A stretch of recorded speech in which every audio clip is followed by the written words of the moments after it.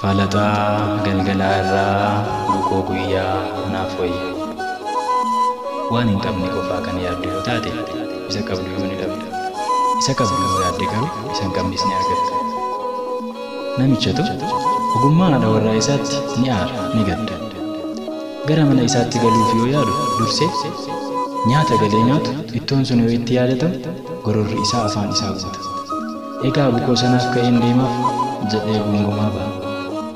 Dubbiin kun daree deebiin waan isa nuffisiise haadha warraa isaa hiike gargar baate. Gara mana hiriyyaa isaas deeme. Hiriyyaan isaas saree afee isa simate haala ho'aa ta'e. Galgala irbaanni dhiyaatee biddeen xaafii adii maaliin fakkaanne irratti ittoon diimaa fi hallichaan ittoo duwwaan godhamee dhiyaateef. Gama tokkoon qaaraansaa, gama tokkoon kiikkiina taraa, gama tokkoon raafuun isaaf gosa gosaan guute tooraan dhiyaateef. Ayi ogummaa animmaa jiraadheen jedhamu jechaa gungumuu eegale. Atimmaa carroomtee jedhaan hiriyyaa isaa. Haa ta'ume jedhaan innis.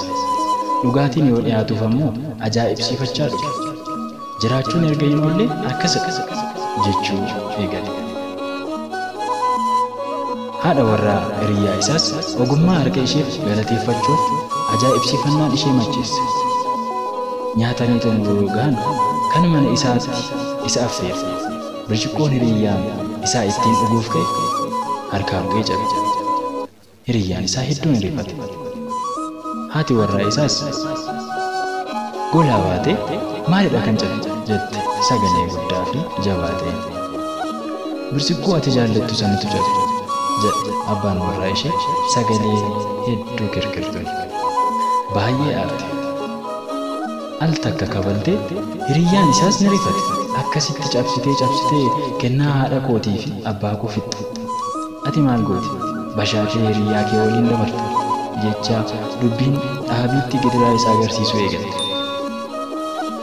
Abbaan warraa ishees amala ishee waan beekuuf ni callise. Hiriyyaan isaa kunis maal birciqqoo hanga kana ta'u borni bitama inni guddaan nagaa ta'u jedhe waan dubbii qabbaneesseetti fakkaate. Ati immoo callisii ta'i. Haadha manaa kee akkasitti gugguufdeetu ta'a yoona kana. Ija babaastuu wayi jettee kabalaan joonjessite. Miirri isaa ho'ee baay'ee isa qore. Garuu keessummaa isaa caalchifatee maaloo isheen kan kooti yoo akka kee jechuun jalqabee dhiise osoo hin xumurin.